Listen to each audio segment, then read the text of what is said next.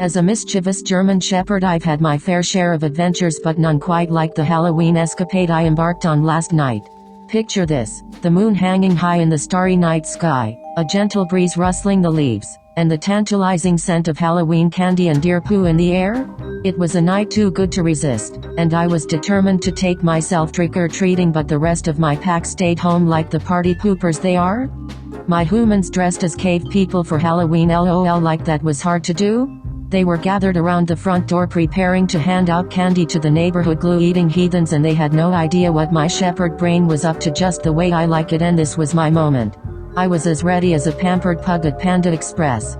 With the finesse of a four-legged ninja, I slipped out of the back gate and ventured into the eerie moonlit streets.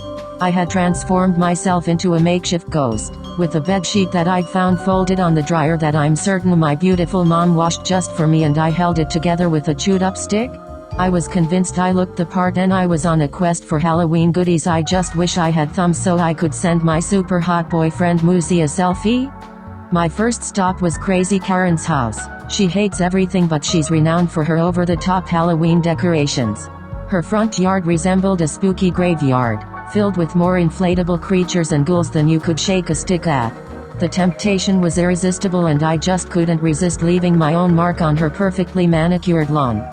With the stealth of a canine phantom, I deposited a surprise Halloween treat of my own, something I hoped Crazy Karen would find later with a scream of horror and know that that treat was specially made just for her. It was the perfect prank, or so I thought. Just as I was about to tiptoe away, who should appear but my caveman of a father, decked out in his caveman costume complete with a faux club. He had a bewildered look on his face, which is pretty normal. As he discovered me in my not-so-convincing ghost attire, he said, "Sadie, what in the prehistoric world are you doing out here?" I decided to play it cool, responding with a ghostly woof, hoping he wouldn't recognize me. But my clever disguise didn't fool him for long. I mean, let's face it, I'm gorgeous.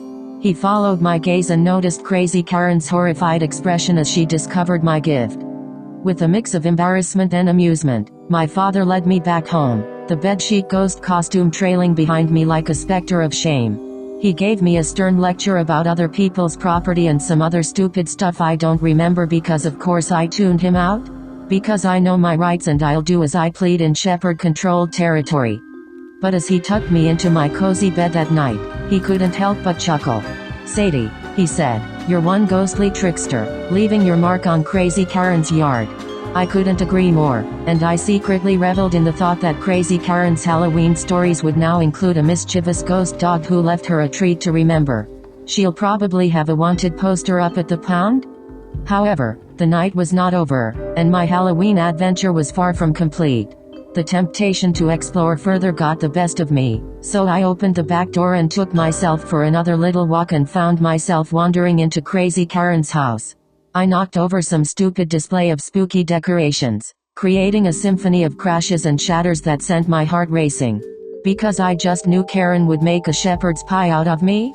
My excitement led me to the kitchen, where I discovered a treasure trove of Halloween treats on the counter. With my curiosity piqued, I indulged in some candy, leaving a trail of candy wrappers in my wake. I even managed to find my favorite candy in the cat box with sprinkles on it. By the time I made my hasty escape, Crazy Karen's house was in a state of canine-induced chaos.